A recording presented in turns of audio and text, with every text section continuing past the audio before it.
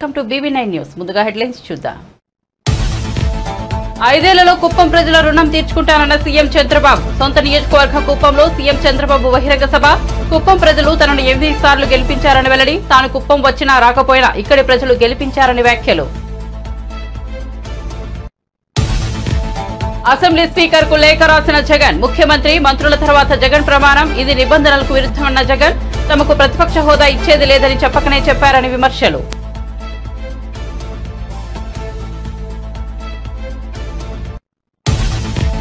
Justice Narasimha Reddy commission ను రద్దు చేయాలని హైకోర్టులో కేసీఆర్ పిటిషన్. కమిషన్ ఏర్పాటు సహజ న్యాయ సూత్రాలకు విరుద్ధమని పేర్కొన్న కేసీఆర్.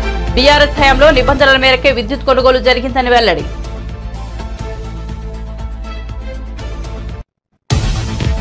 లోక్సభలో ఎంపీగా అసదుద్దీన్ ప్రమాణం. జై భీమ్ జై మీమ్ జై తెలంగాణతో పాటు జై పాలస్తీనా అనే నినాదాలు. నినాదంపై అధికార పక్షం అభ్యంతరం.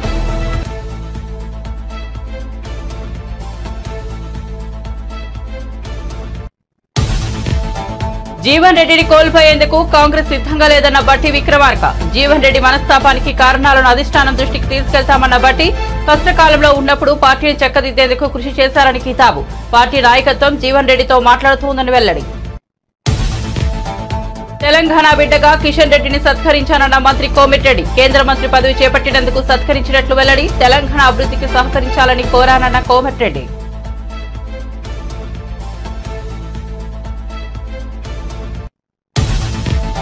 మంత్రి పొన్నం ప్రభాకర్ పై అవినీతి ఆరోపణలు చేసిన పాడి ప్రయాష్ తరలింపులో 100 కోట్ల ముడుపులు స్వీకరించారని ఆరోపణ. చెల్పూర్లోని హనుమాన్ టెంపుల్లో ప్రమాణం చేయాలని సవాల్.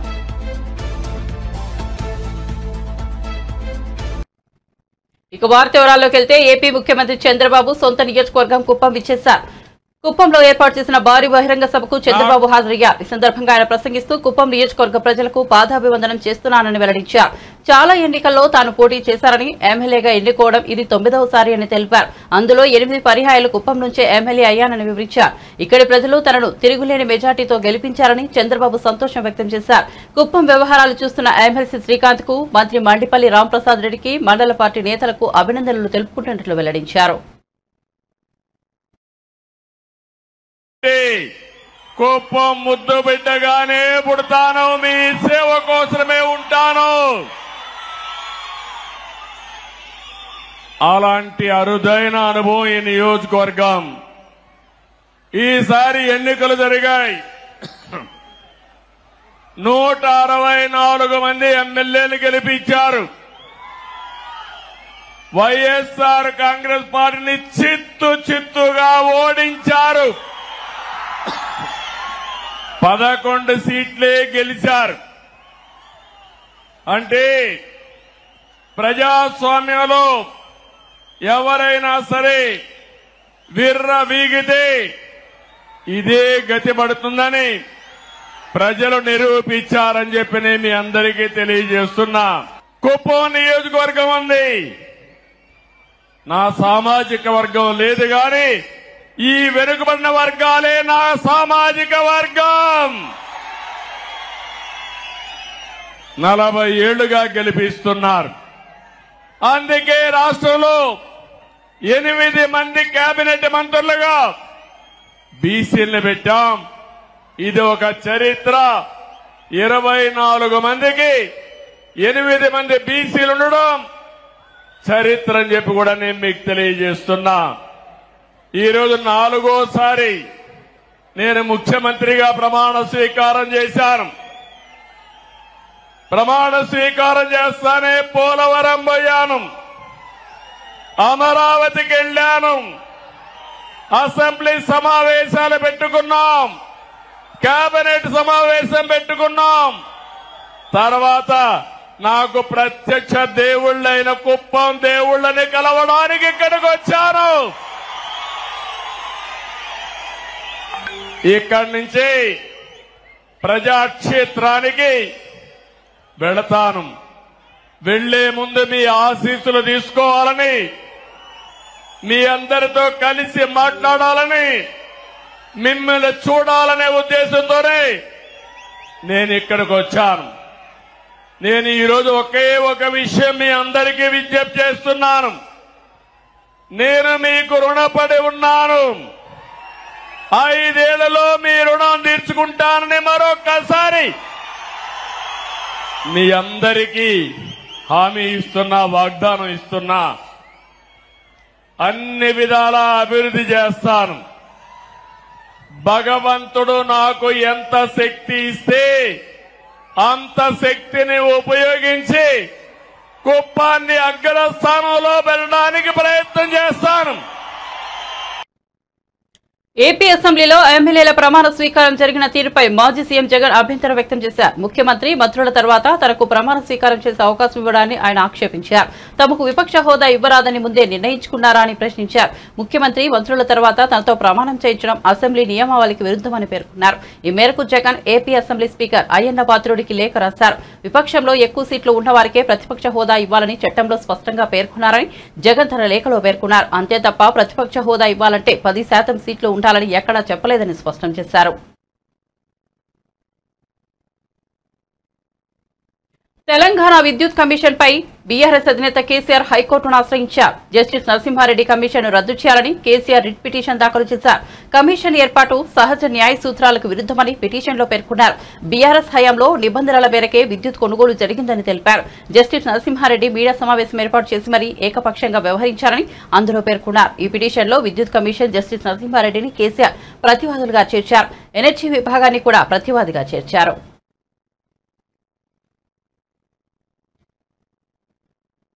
వైఎస్ఆర్సీపీ హయాంలో ఏపీలో అప్రకటిత ఎమర్జెన్సీ కొనసాగిందని బీజేపీ ఎమ్మెల్యే నల్లమిల్లి రామకృష్ణారెడ్డి విమర్శించారు. అందుకే ఎన్డీఏ కూటమికి ప్రజలు అపూర్వ విజయాన్ని అందించారని చెప్పారు. నియంత పరిపాలనను ప్రజలు ఆమోదించారనే విషయం స్పష్టమైందన్నారు. అందుకే దిక్కులేని స్థితిలో తన పార్టీని కాంగ్రెస్ లో విలీనం చేసే దిశగా జగన్ అడుగులు వేస్తున్నారని వ్యాఖ్యానించారు. ఈ మేరకు బెంగళూరులో కర్ణాటక డిప్యూటీ సీఎం డీకే శివకుమార్ తో జగన్ చర్చలు జరిపారన్నారు.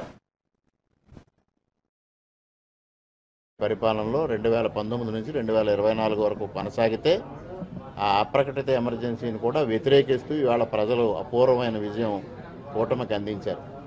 దీని ద్వారా తెలియవచ్చేది ఆనాడైనా ఈనాడైనా నియంత పరిపాలన ప్రజలు ఆమోదించరు అనేది స్పష్టంగా అర్థమవుతా ఉంది. అందుకే ఇవాళ దిక్కులేని పరిస్థితిలో జగన్మోహన్ రెడ్డి తన పార్టీని కాంగ్రెస్ పార్టీలో విలీనం చేసే దిశగా అడుగులు వేస్తూ ఉన్నాడు. నిన్నటి రోజున బెంగళూరులో డీకే శివకుమార్తో భేటీ అయి వైఎస్ షర్మిల్ని కాంగ్రెస్ పార్టీ నుంచి బయటకు పంపిస్తే తన పార్టీ విలీనం చేయడానికి సంసిద్ధమని వ్యక్తం చేసే నిస్సహాయ స్థితికి జగన్మోహన్ రెడ్డి వెళ్ళిపోవడం జరిగింది. తనతో గెలిచిన 11 మంది ఎమ్మెల్యేల్లో ఎంతమంది తనతో ప్రయాణం చేస్తారో తెలియని పరిస్థితి. గెలిచిన 9 పార్లమెంటు సభ్యుల్లో ఎంతమంది తనతో ప్రయాణం చేస్తారో తెలియని పరిస్థితి. ఉన్న రాజ్యసభ సభ్యులు తనతో ఉంటారో లేనో తెలియని పరిస్థితి. ఇటువంటి పరిస్థితిలో దిక్కుతోచని పరిస్థితి. అంటే సాక్షాత్తు పులివెందులకు వెళ్తే కార్యకర్తలే తన ఇంటిపైన దాడి చేస్తే నిస్సహాయ స్థితిలో పడిపోయిన వైఎస్ జగన్మోహన్ రెడ్డి కడప జిల్లాలో ఓడిపోయిన అభ్యర్థులు కానీ గెలిచిన అభ్యర్థులు కానీ కనీసం పులివెందుల రాజప్రసాదం వైపు చూడని పరిస్థితి. ఇటువంటి పరిస్థితిలో దిక్కుతోచకి వాళ్ళ కాంగ్రెస్ పార్టీని ఆశ్రయించే దిశగా ముందుకెళ్తా ఉన్నారు. ఇటువంటి అరాచక శక్తులన్నీ మరలా కాంగ్రెస్ పార్టీ వైపు చేరి నరేంద్ర మోడీ గారి నాయకత్వంలో ప్రభుత్వాన్ని అస్థిరపరిచే ప్రయత్నాలు చేయడం జరుగుతుంది.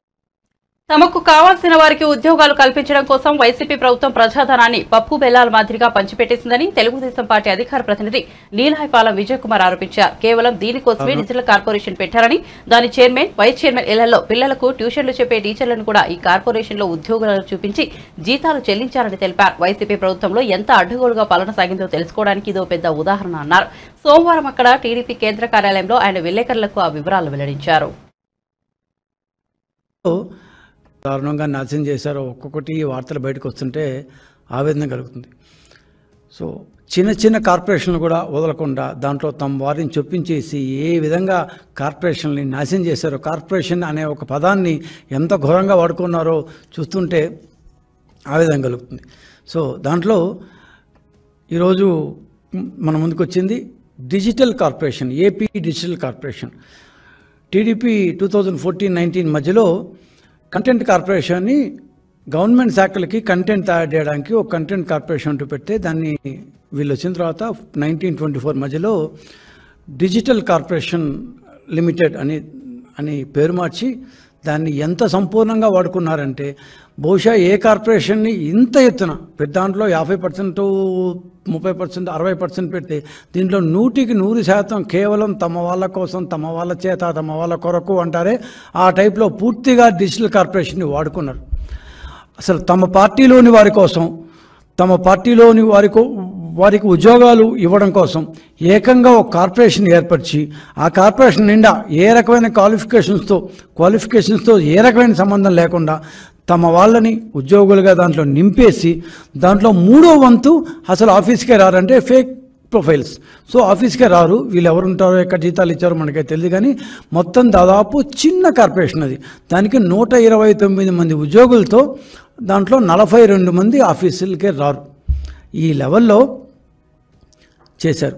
ఇదే డిజిటల్ కార్పొరేషన్. ఇవన్నీ వాస్తవాలే. దీంట్లో 129 మంది ఉద్యోగుల లిస్టు, ఇదేదో ఇప్పుడు తీసిన లిస్టు కాదు, మా గవర్నమెంట్ వచ్చింది తీసిన లిస్టు కాదు, ఇంతకుముందే మా దగ్గర ఉంది.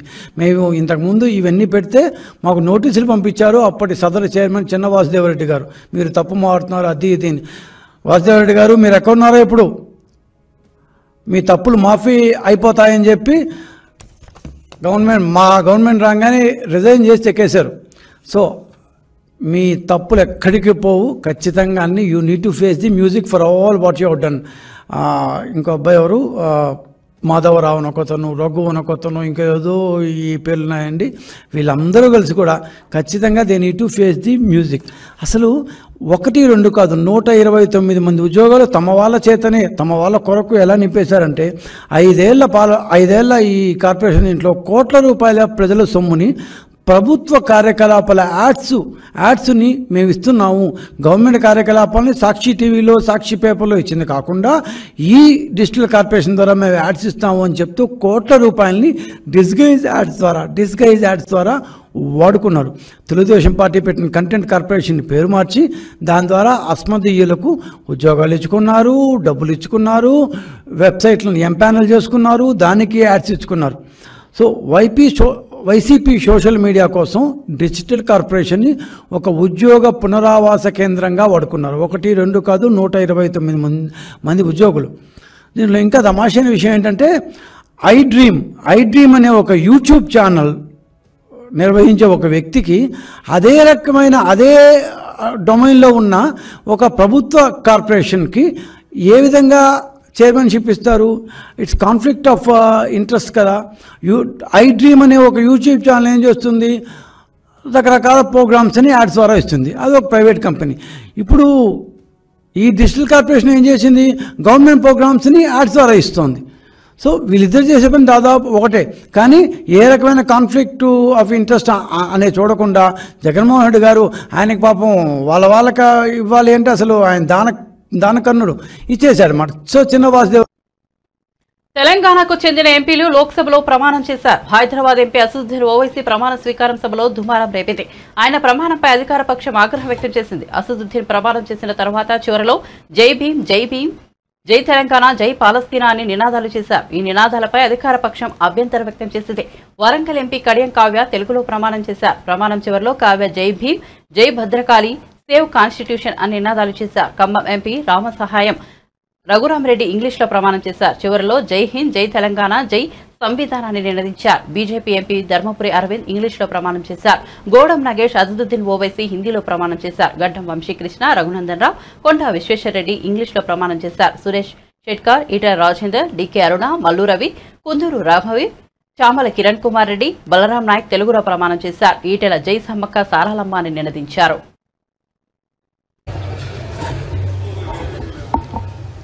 नहमदुहु व नुसल्ली अला रसूलिल करीम अम्मा बाद फ़ाऊज़ु बिल्लाहि मिनश शैतानिर रजीम बिस्मिल्लाहिर रहमानिर रहीम। मैं असदुद्दीन ओवैसी जिसे लोकसभा का रुकन मुंतखब किया गया है, अल्लाह के नाम से हल्फ उठाता हूँ कि मैं भारत की आइन पर जो क़ानून के मुजब तय पाया है एतक़ाद रखूँगा, उसका वफ़ादार रहूँगा। मैं भारत के इक़्तिदार आला और सालिमियत को बरकरार रखूँगा और जिस ओहदे को मैं संभालने वाला हूँ इसके फ़राइज़ और वफादारी से अंजाम दूंगा। जय भीम, जय मीम, जय तेलंगाना, जय फ़लस्तीन, तकबीर, अल्लाहु अकबर।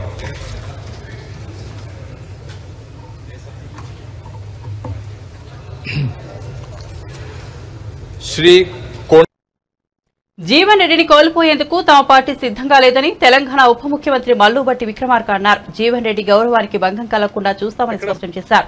బేగంపేటలోని జీవన్ రెడ్డి నివాసంలో ఆయనతో భేటీ సమావేశమయ్యారు. అనంతరం మీడియాతో మాట్లాడుతూ జీవన్ రెడ్డి మనస్తాపానికి కారణాలను అధిష్టానం దృష్టికి తెస్తామన్నారు. కష్టకాలంలో ఉన్నప్పుడు పార్టీని చక్కదిద్దేందుకు ఆయన ఎంతో కృషి చేశారని గుర్తు చేశారు. తమ పార్టీ నాయకత్వం జీవన్ రెడ్డితో మాట్లాడుతోందన్నారు. పార్టీకి దిశానిర్దేశం చేసేందుకు జీవన్ రెడ్డి లాంటి వారు అవసరమన్నారు.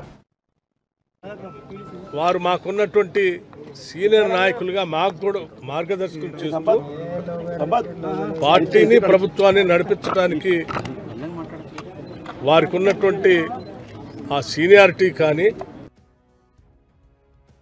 వారి ఆలోచనల్ని తప్పనిసరిగా పరిగణలో తీసుకుంటారు. సార్, ఇప్పుడు ఇట్లాంటి నిర్ణయమే మిగతా నియోజకవర్గాల్లో ఉన్నటువంటి సీనియర్లకు కూడా ఎదురవుతుందని అనుకోవచ్చా? లేకపోతే ఎక్కడ ఏ సీనియర్ నాయకుడిని కూడా కాంగ్రెస్ పార్టీ కోల్పోవటానికి సిద్ధంగా లేదు.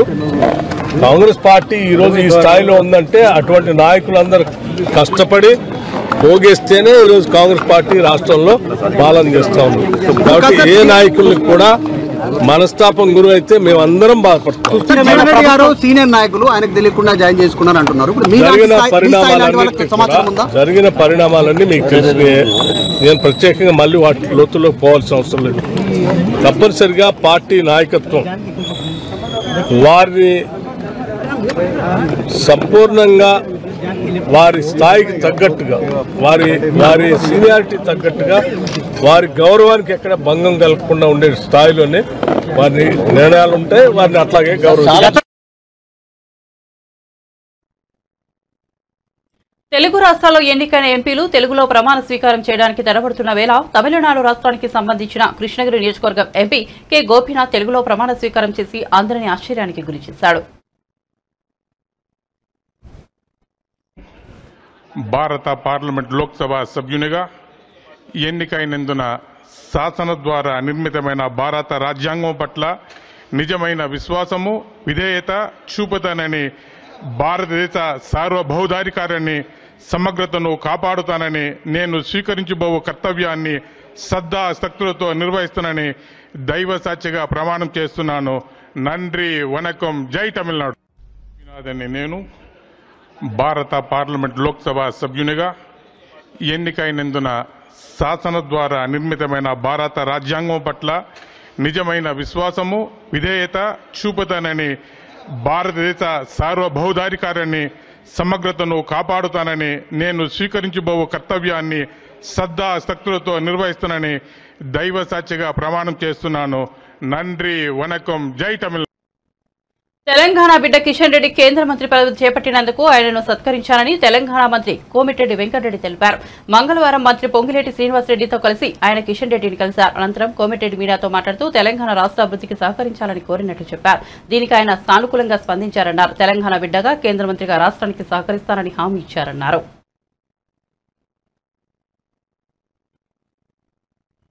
ఫ్లైయాస్ తరలింపు విషయంలో మంత్రి పొన్నం ప్రభాకర్ 100 కోట్ల అవినీతికి పాల్పడ్డారని బీఆర్ఎస్ ఎమ్మెల్యే పాడి కౌశిక్ రెడ్డి ఆరోపించిన విషయం తెలిసిందే. ఈ విషయంపై బీఆర్ఎస్ కాంగ్రెస్ నేతల విమర్శలు ప్రతి విమర్శలు హుజూరాబాద్ నియోజకవర్గంలో ఉద్రిక్తతకు దారితీశాయి.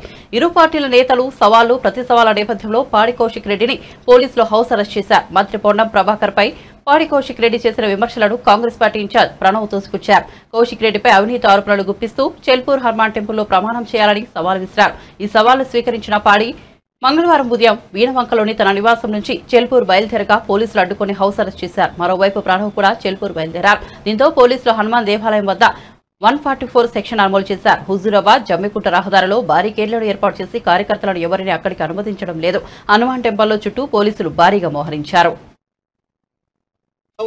మీడియా సాక్షిగా ఇలా తడి బట్టలతోని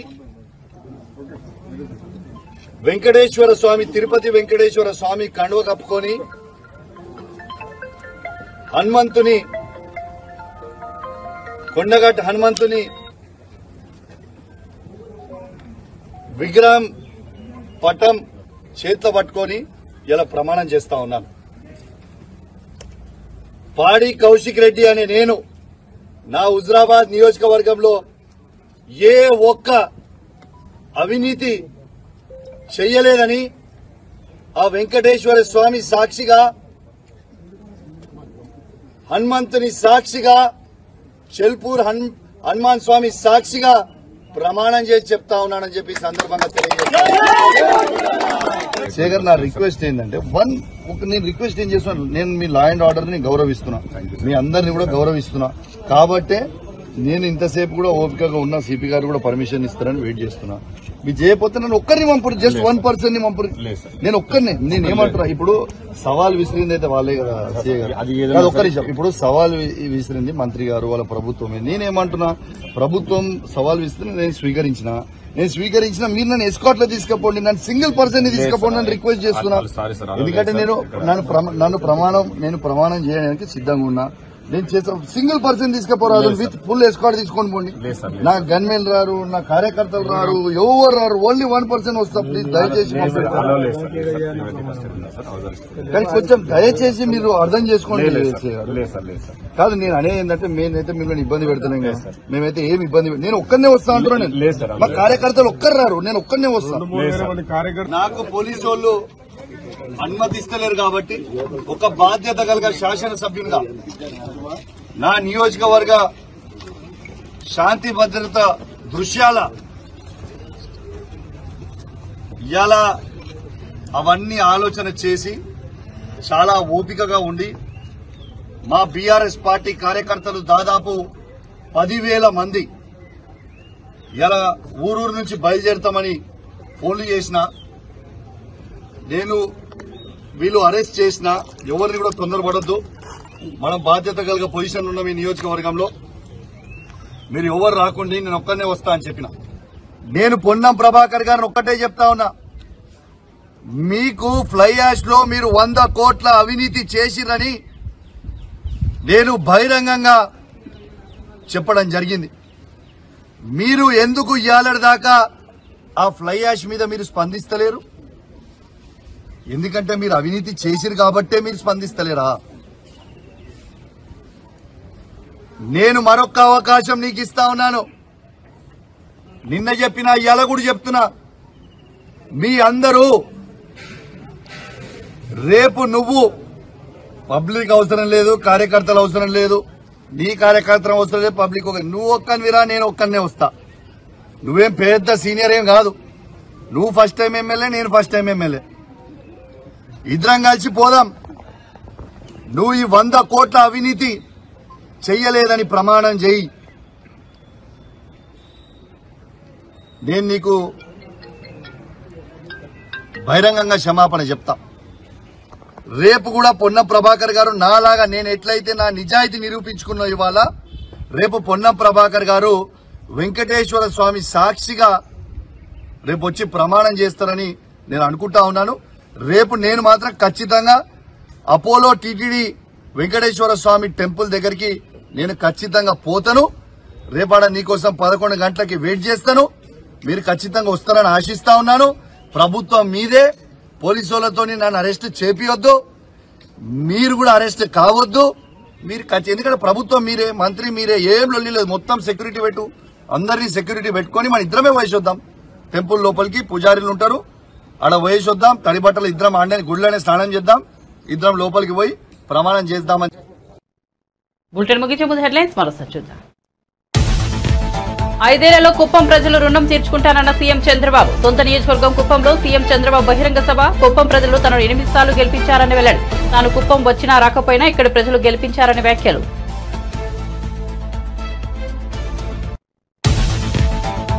అసెంబ్లీ స్పీకర్ కు లేఖ రాసిన జగన్. ముఖ్యమంత్రి, మంత్రుల తర్వాత జగన్ ప్రమాణం. ఇది నిబంధనలకు విరుద్ధమన్న జగన్. తమకు ప్రతిపక్ష హోదా ఇచ్చేది లేదని చెప్పకనే చెప్పారని విమర్శలు.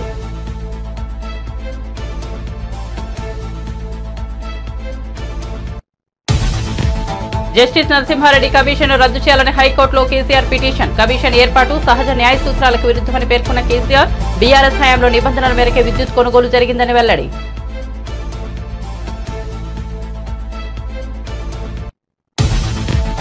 లోక్సభలో ఎంపీగా అసదుద్దీన్ ప్రమాణం. జై భీం, జై భీం, జై తెలంగాణతో పాటు జై పాలస్తీనా అని నినాదాలు. నినాదంపై అధికార పక్షం అభ్యంతరం.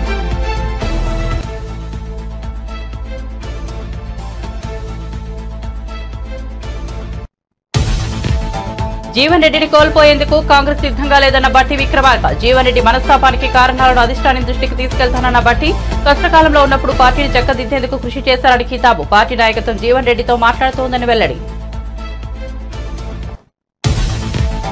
తెలంగాణ బిడ్డగా కిషన్ రెడ్డిని సత్కరించానన్న మంత్రి కోమటిరెడ్డి. కేంద్ర మంత్రి పదవి చేపట్టినందుకు సత్కరించినట్లు వెల్లడి.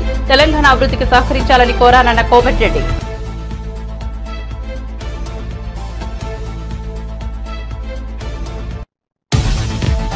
మంత్రి పొన్నం ప్రభాకర్ పై అవినీతి ఆరోపణలు చేసిన పాడి ఫ్లైయాష్ తరలింపులో 100 కోట్ల ముడుపులు స్వీకరించానని ఆరోపణ. ఎల్పూర్లో హనుమాన్ టెంపుల్లో ప్రమాణం చేయాలని సవాల్.